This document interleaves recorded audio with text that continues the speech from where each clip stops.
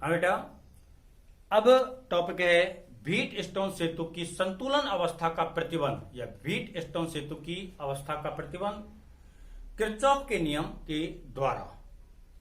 Question अगर आएगा तो इस प्रकार से आता है कि व्हीट स्टोन सेतु की संतुलन अवस्था के लिए प्राप्त प्रतिबंध को किरचॉफ के नियम से ज्ञात कीजिए या व्हीट स्टोन सेतु के सिद्धांत को किरचॉफ नियम के द्वारा उत्पन्न कीजिए। इस प्रकार से आएगा, 3 नंबर का सवाल बनता है।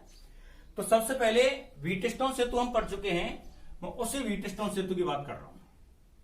व्हीट स्टोन सेतु क्या होता है बेटा? 4 प्रतिरोधों से निर्मित एक चतुर्भुजाकार आकृति होती है। व्हीट स्टोन सेतु क्या होता है? 4 प्रतिरोधों से निर्मित एक चतुर्भुजाकार आकृति होती है ये। तो यह मैंने एक व्हीट स्टोन सेतु बनाना है यहां, तो इसमें ये 4 प्रतिरोध ले लिए।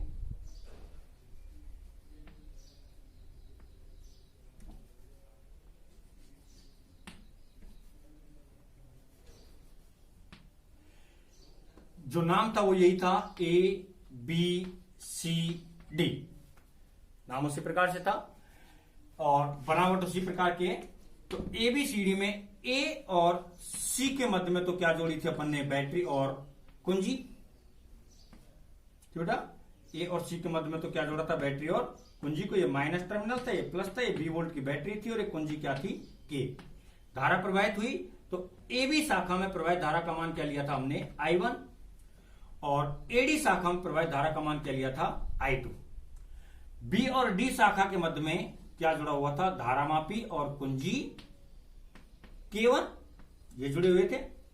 प्रतिरोध क्रम से क्या थे? P, Q, R और S। AB शाखा से धारा प्राप्त होकर आ रही थी I1 और इस शाखा से धारा प्राप्त होकर आ रही थी I2। यहां पर ये धारा कितनी हो जाती है? I। यह हमने व्हीट स्टोन सेतु के अंदर पढ़ लिया। तो व्हीट स्टोन सेतु की संतुलन अवस्था को या इसके सिद्धांत की उत्पत्ति को करना है किरचॉफ के नियम के द्वारा। कैसे करना है बेटा? किरचॉफ के नियम के द्वारा। तो कैसे कर सकते हैं? तो सबसे पहले मैं मान लेता हूं कि धारा मापी में प्रवाहित धारा का मान Ig है। धारा मापी में प्रवाहित धारा का मान कितना है? Ig, और इसका जो प्रतिरोध है वो कितना है? Capital G। धारा मापी में प्रवाहित धारा का मान Ig और प्रतिरोध कितना है? Capital G। तो ये लाइन लिखनी पड़ेगी। माना धारा मापी में प्रवाहित धारा Ig तथा धारा मापी का प्रतिरोध कितना मान लेते हैं? G है। धारा मापी में प्रवाहित धारा का मान तो कितना है? Ig है और धारा मापी का प्रतिरोध कितना है? G है। तब अब मैं इस टॉपिक को कराने से पहले आपको किरचॉफ के द्वितीय नियम के बारे में थोड़ा सा बताऊंगा। यहां किरचॉफ के द्वितीय नियम को लगाने के लिए 4 मैंने पॉइंट बताए थे। नंबर 1, सबसे पहले किसका चयन करेंगे? लूप का चयन। नंबर 1 पर क्या करते थे? लूप का चयन करते थे। नंबर 2, धारा की दिशा में चल रहे थे। क्या कर रहे थे? धारा की दिशा में चलने पर प्रतिरोध आ जाए तो उसके विभव को क्या लिया जाता है? धनात्मक। दूसरा पॉइंट क्या था? धारा की दिशा में चलने पर प्रतिरोध आ जाए तो उसके विभव को क्या लिया जाएगा? धनात्मक। इसी में आगे था धारा की दिशा के विपरीत। धारा की दिशा के विपरीत चलने पर क्या आ जाए? प्रतिरोध आ जाए तो उसके विभव को कैसे लिया जाएगा? ऋणात्मक। ये हम पहले वाली क्लास में बता चुके हैं। धारा की दिशा में चलने पर प्रतिरोध आ जाए तो विभव को कैसे लिया जाएगा? धनात्मक। और धारा की दिशा के विपरीत चलने पर प्रतिरोध आ जाए तो विभव को कैसे लिया जाएगा? ऋणात्मक। इसके ऊपर न्यूमेरिकल भी कराया है और इसको मैं एज ए न्यूमेरिकल ही ट्रीट कर सकता हूं। इसको यूं ही मान लेते हैं न्यूमेरिकल है ये। ठीक बेटा, दूसरा पॉइंट हो गया। और तीसरा पॉइंट, सेल आ जाए। क्या आ जाए? सेल और सेल का धन टर्मिनल पहले आ जाए, क्या आ जाए बेटा, धन टर्मिनल, तो विभव को कैसे लिया जाएगा, धनात्मक, और ऋण टर्मिनल आ जाए तो विभव को कैसे लिया जाएगा, ऋणात्मक। ठीक बेटा। तीसरा पॉइंट क्या था, परिपथ में सेल आ जाए और उसका धन टर्मिनल पहले आ जाए तो उसके विभव को धनात्मक लेंगे, और ऋण टर्मिनल पहले आ जाए तो विभव को ऋणात्मक लेंगे। तीसरा पॉइंट। और चौथा पॉइंट था, समीकरण के बराबर में हमेशा शून्य लेते हैं, समीकरण के बराबर हमेशा क्या लेते हैं, शून्य लेते हैं। इस प्रकार से मैंने आपको कल 4 नियम बताए थे किरचॉफ के द्वितीय नियम को लगाने के लिए। अब उन्हीं नियमों के अनुसार हम यहां बात करेंगे। हमने प्रतिरोध तो ले लिया, इसमें बनावट वगैरह कुछ लिखना नहीं है, क्योंकि डायरेक्ट एक क्वेश्चन जो बनेगा वो यही बनेगा, व्हीट स्टोन सेतु के संतुलन की अवस्था को किरचॉफ के नियमों के द्वारा उत्पन्न कीजिए। तो अब जो व्हीट स्टोन सेतु है उसके बारे में तो हमने यहां लिख दिया, उसमें 2 बातें नहीं लिखी हैं कि धारा मापी में प्रवाहित धारा का मान IG है और इसका प्रतिरोध कितना है G, तो उसको मैंने यहां लिख दिया, माना धारा मापी में प्रवाहित धारा IG और धारा मापी का प्रतिरोध कितना है, G है। अब यूं मान सकते हैं कि किरचॉफ के नियम में या किरचॉफ के द्वितीय नियम का एक यहां पर न्यूमेरिकल आ गया। तो कैसे करें, क्या करना है बेटा, सबसे पहले लूप का चयन, नंबर 1 पर क्या करना है, लूप का चयन। और लूप में कौन सा ले लेता हूं, ये ले लेता हूं ABDA। लूप क्या कहेंगे, जो प्रारंभ किसी पॉइंट से प्रारंभ हो और घूम फिर के वहीं पर वापस आ जाए, और बीच में परिपथ टूटना नहीं चाहिए, उसे क्या कहेंगे, लूप कहेंगे। तो लूप कौन सा लेके चल रहा हूं, ABDA। तो यहां ले लेता हूं बेटा, लूप ABDA में सबसे पहले लूप का चयन हो गया। दूसरे स्टेप पे चले, अब ए पे स्टार्ट करेंगे, हम ए से लेके बी पे चल रहे हैं, प्रतिरोध आ गया, कहां चल रहे हैं, ए से लेके बी पे क्या आ चुका है, प्रतिरोध। तो देखो बेटा क्या हुआ, हमारी दिशा कहां चल रही है, ए से लेके बी पे, हम कहां चल रहे हैं, ए से बी पे, और धारा भी कहां चल रही है, ए से बी पर, धारा की दिशा भी ऐसे ही है, हमारी दिशा कहां है, ए से बी की ओर, और धारा की दिशा भी कहां है, ए से बी की ओर। तो क्या हो गया, धारा की दिशा में चल रहे हैं, प्रतिरोध आ गया, प्रतिरोध के स्तरों पर विभव को कैसे लिया जाएगा, धनात्मक, प्रतिरोध के स्तरों पर विभव को कैसे लिया जाएगा, धनात्मक लिया जाएगा।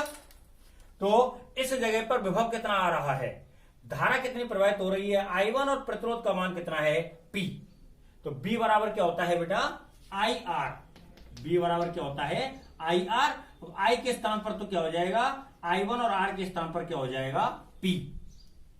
B बराबर IR होता है, I के स्थान पर I1 और R के स्थान पर P। तो इस जगह पर जो विभव आ गया उसका मान कितना रहा, I1P।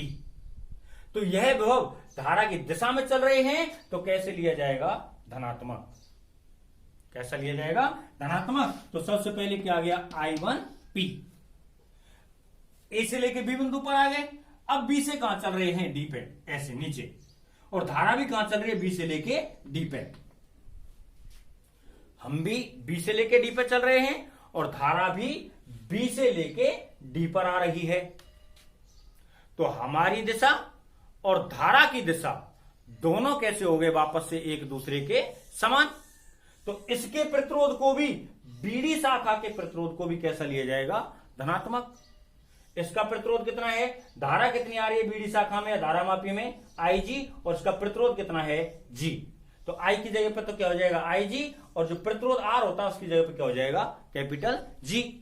तो इसका मान भी धनात्मक लिया जाएगा, और धनात्मक में क्या हो गया, IG, और N2 में क्या आ गया, G। कौन से पॉइंट पर आ चुके हैं, D बिंदु पर। अब कौन से बिंदु पर चलेंगे, D से लेके A, D से लेके A। अब देखो ध्यान से, धारा की दिशा कहां है, A से लेके D की ओर, और हम कहां चल रहे हैं, D से लेके A की ओर। धारा की दिशा कहां है, A से लेके D की ओर, और हम कहां चल रहे हैं, D से लेके A की ओर। तो धारा की दिशा के कैसे हो चुके हैं हम, विपरीत।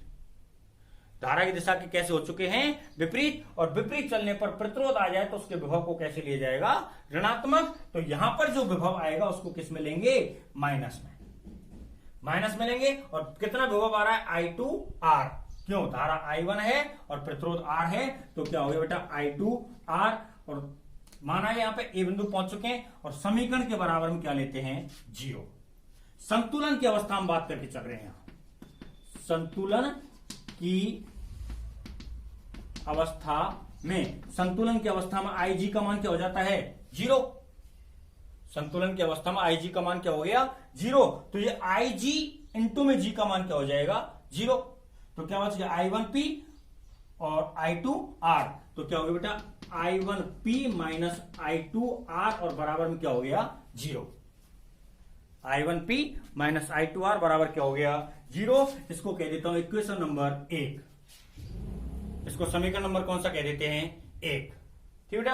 अब दूसरी स्थिति में दूसरा लूप ले लेते हैं। दूसरा लूप चयन करता हूं B से लेके C से लेके D और D से लेके वापस कहां जाओ? B, यानी B C D B। तो लूप कहां पे ले लिया? अब ध्यान से देखो बेटा, loop B C D B में। अब B से लेके C पर चलो, धारा कहां चल रही है? ऐसे ही चल रही है, B से लेके C पे। धारा कहां आ रही है? B से C पे आ रही है। और इसको मैं एक काम और कर देता हूं पहले, यहां इक्वेशन नंबर 1 नहीं दे रहा बेटा, मैं पक्षांतरण कर देते हैं तो ज्यादा अच्छा रहेगा। लूप का काम 2 मिनट बाद में कर लेंगे, वो और ज्यादा अच्छा रहेगा क्योंकि अपने समझने में आसानी रहेगी। तो I1P बराबर क्या आ गया? I2R। ठीक है बेटा, इसको कह देते हैं इक्वेशन नंबर 1। कुछ नहीं, कैसे में आगे पक्षांतरण कर दिया बस। अब हमें दूसरे लूप का चयन करना। दूसरा लूप कौन सा लेके चल रहे थे? Loop B C D B में। ठीक है ना। B से लेके C पर चलो, B से C पर हमारी दिशा है और B से C पर ही धारा की दिशा है। तो प्रतिरोध कितना आया है? Q, और धारा कितनी है? I1। तो इसका विभव धनात्मक लिया जाएगा जैसे पहले वाले में लिया है। तो धनात्मक विभव कितना हो जाएगा बेटा? I1Q। क्यों? B बराबर क्या होता है बेटा? IR होता है। I की जगह पे कितना है? I1 और R की जगह पे क्या है? Q। B से लेके C पर आ गए। अब C से कहां चलना है? D पे। C से D पे। अब ध्यान से देखो, C पॉइंट ये रहा, C पॉइंट ये रहा और D पॉइंट ये रहा। हम कहां आ रहे हैं? ऐसे वापस। और धारा कहां जा रही है? D से लेके C पर। धारा की दिशा कहां है? C से, वो D से C पर, और हमारी दिशा कहां है? C से D पर। उल्टी दिशा हो गई नहीं हो गई? उल्टी हो गई। धारा की दिशा के विपरीत हो गया। और विपरीत में विभव को कैसे लिया जाएगा? ऋणात्मक। तो विभव कैसे आ जाएगा? माइनस में। अब इधर धारा कितनी है? I2 और प्रतिरोध कितना है? S। तो विभव कितना हो गया? IR से I की जगह पर I2 और R की जगह पे S। तो क्या हो गया? माइनस का I2S। कौन से बिंदु पर आ चुके हैं? D पर। अब D से कहां चल रहे हैं? B पे। D से B पर। अब ध्यान से देखो फिर से, धारा कहां आ रही है? B से D पे, और हम कहां चल रहे हैं? D से B पर। विपरीत हो गया। विपरीत के कारण वापस से विभव कैसे लिया जाएगा? नेगेटिव। विपरीत के कारण विभव को वापस से कैसे लिया जाएगा? ऋणात्मक लिया जाएगा। और ऋणात्मक लेने की अवस्था में धारा कितनी है? IG, और प्रतिरोध कितना है? G। तो क्या हो गया? IG और इंटू में G, और बराबर में क्या ले लेंगे? 0। वही संतुलन की अवस्था में, संतुलन की अवस्था में IG का मान क्या हो जाता है बेटा? 0।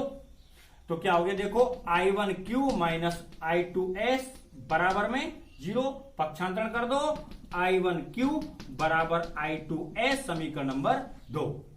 1 में 2 का भाग दे देते हैं, तो 1/2 से क्या हो गया बेटा? I1P बटे I1Q बराबर I2R बटे I2S। I2 से I2 और I1 से I1 कट गया, तो क्या बच गया? P बटे Q बराबर R बटे S। इसे ही व्हीट स्टोन सेतु का सिद्धांत कहते हैं। ठीक बेटा, रिपीट कर देता हूं चाहो तो। इसको करने के लिए पहले किरचॉफ के द्वितीय नियम को कैसे लगाते हैं ये पता होना चाहिए। किरचॉफ के द्वितीय नियम को आरोपित करने के लिए मैंने आपको 4 पॉइंट्स बताए थे। सबसे पहले क्या करते हैं? लूप का चयन। दूसरे पॉइंट पर धारा की दिशा में चलें और प्रतिरोध आ जाए। यानी कि हम लूप में आगे बढ़े और धारा की दिशा भी हमारे समान रहे, और प्रतिरोध आ जाए तो प्रतिरोध के स्तरों पर विभव का मान कैसे लिया जाता है, धनात्मक। उसी में आगे था धारा के विपरीत दिशा में चले और प्रतिरोध आ जाए तो प्रतिरोध के मान को कैसे लिया जाता है, ऋणात्मक। ठीक बेटा।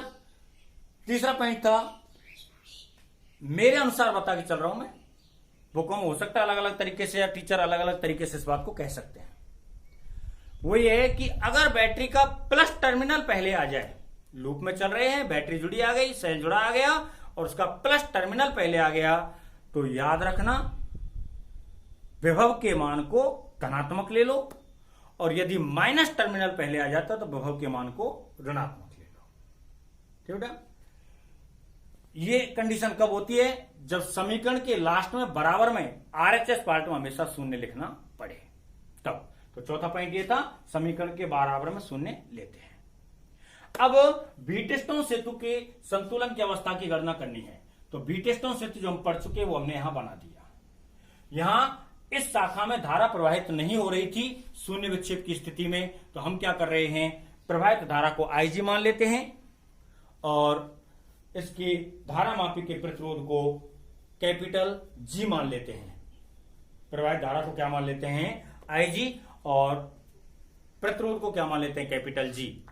तो ये लाइन लिख दिया, माना धारा मापी में प्रवाहित धारा IG और धारा मापी का प्रतिरोध कैपिटल G है।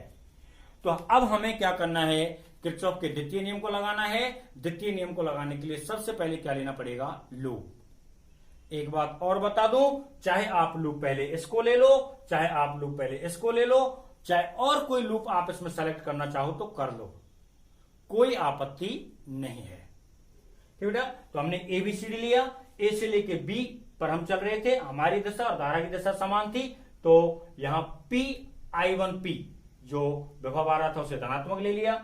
बी से लेके डी पर चल रहे थे, हमारी दिशा और धारा की दिशा समान थी, तो IG इंटू में G धनात्मक ले लिया विभव को। अब डी से लेके ए पर धारा की दिशा तो है ए से डी की ओर, तीर का निशान दिख रहा है नीचे की तरफ, और हम कहां चल रहे हैं, डी से ए की ओर। तो दिशा कैसी हो गई, विपरीत, तो विभव को कैसे ले लिया, ऋणात्मक। संतुलन की अवस्था में बीच वाली शाखा में या BD शाखा में किसी प्रकार की धारा प्रवाहित नहीं होगी, तो इसका मान क्या हो गया, IG का शून्य। IG का मान शून्य या 0 रखेंगे तो ये पद 0 हो जाता है, यह पद बच गया, पक्षांतरण करके समीकरण 1 आ गया। दूसरी अवस्था की जब स्थिति लाते हैं तो लूप कौन सा लिया, BCDB। कौन सा लूप लिया बेटा, BCDB। तो स्टार्ट कहां से कर रहे हैं, B से, और कहां पहुंचे, C पे। तो B से C पर गए और धारा की दिशा का तीर देखो वो भी B से C की ओर ही है, धारा की दिशा का तीर भी कहां है, B से C की ओर, और हम भी कहां चल रहे हैं, B से C की ओर। तो इसके विभव को कैसे लिया जाएगा, धनात्मक। प्रतिरोध कितना है, Q, और धारा कितनी आ रही है, I1, तो विभव कितना हो गया, I1Q, धनात्मक ले लिया हमने। दूसरी अवस्था में हम कहां चल रहे हैं, C से लेके D पे, C से D पे। अब देखो धारा की दिशा का तीर तो या दिशा कहां है, D से C पर, और हम कहां चल रहे हैं, C से D पर। तो मान को कैसे लिया जाएगा, ऋणात्मक लिया जाएगा। कैसे लिया जाएगा, ऋणात्मक। तो हमने इस विभव को कैसे ले लिया, ऋणात्मक। धारा I2 और प्रतिरोध S है तो I2S को क्या ले लिया, ऋणात्मक। अब कहां चल रहे हैं, D से लेके B पे, D से लेके B पर हमारी दिशा नीचे से ऊपर है और धारा की दिशा ऊपर से नीचे, फिर से विपरीत, चिन्ह किसका आ गया, नेगेटिव का। धारा IG और प्रतिरोध कितना है, G है, तो विभव का मान नेगेटिव ले लिया। संतुलन की अवस्था में वापस से IG का मान 0 होता है, 0 कर दो तो ये पद 0 हो जाएगा, ये 2 पद बचे, पक्षांतरण कर दिया, ये आ गया। 1 में 2 का भाग दे देंगे और ये व्हीटस्टोन सेतु के संतुलन की अवस्था आ जाती है। एक बार देख सकते हैं इसको, किरचॉफ के द्वितीय नियम के अनुसार इसको संपन्न किया गया है, इस डेरिवेशन को किया गया है।